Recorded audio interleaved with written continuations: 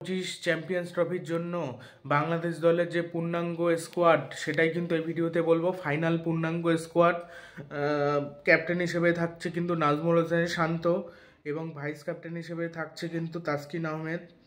Liton Das batsman হিসেবে থাকতে, লিটন দাস কিন্তু একেবারে ফর্মে নেই বাংলাদেশ প্রিমিয়ার লিগে, কিন্তু লিটন দাসকে তাও নেওয়া হবে, তার কারণ বাংলাদেশের যেসব সেরা ব্যাটারদের মধ্যেই পড়ে কিন্তু লিটন কুমার দাস, কিন্তু খারাপ পারফরমেন্স করলে কী হবে, তাকে নিতেই হবে, তাছাড়া কোনো উপায় নেই, এই জন্য লিটন দাসকে নেওয়া হবে।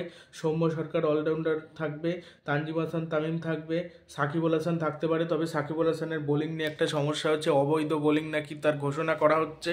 এবার যদি সে খেলেও সে আর বোলিং কখনো করতে পারবে না, সে ব্যাটার হিসেবে খেলতে পারবে। সাকিবুল হাসান, এটা সাকিবুল হাসানের জন্য অনেক অনেক কষ্টের, সাকিবের ফ্যানের জন্য অনেক অনেক কষ্টের হতে চলেছে। তাওহিদ হৃদয়, মাহমুদুল্লাহ, জাকির আলী অনিক, আর তানভীর ইসলাম বোলার, আর মেহেদি হাসান মিরাজ, রিশাদ হোসেন, মুস্তাফিজুর রহমান, শরীফুল ইসলাম, তানজিম হাসান সাকিব, এটাই হতে চলেছে স্কোয়াড।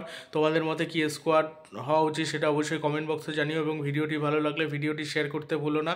তবে আমার মতে এই যে স্কোয়াডটা রয়েছে খুব একটা খারাপ স্কোয়াড নয়, তবে এই স্কোয়াড নিয়ে চ্যাম্পিয়ন হওয়ার মতো না।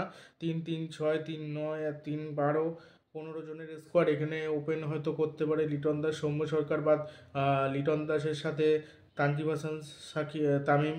3 নম্বরে হয়তো শান্ত খেলতে পারে, 4 নম্বরে চলে আসবে তাওহিদ হৃদয়, 5 নম্বরে মাহমুদুল্লাহ রিয়াদ বা 5 নম্বরে সাকিব, 6 নম্বরে মাহমুদুল্লাহ রিয়াদ, 7 নম্বরে জাকির আলী, 8 নম্বরে মেহেদি হাসান মিরাজ, 9 নম্বরে রিশাদ হোসেন, 10 নম্বরে মুস্তাফিজুর রহমান, 11 নম্বরে তাসকিন আহমেদ। ব্যাস এই হলো দল।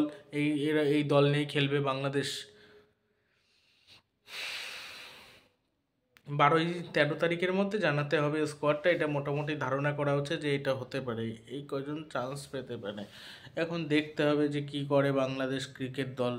আবার হুট করে যদি নতুন কিছু প্লেয়ারকে চান্স দিয়ে দেয় সেটা অবাক করার মতো বিষয় হবে, হয় প্রত্যেকটা ক্ষেত্রেই হয়। ইবাদত হোসেন অনেক দিন ক্রিকেটে ফিরতে পারেনি বাংলাদেশেরও, এবার ফিরতেও পারে, বলা যায় না।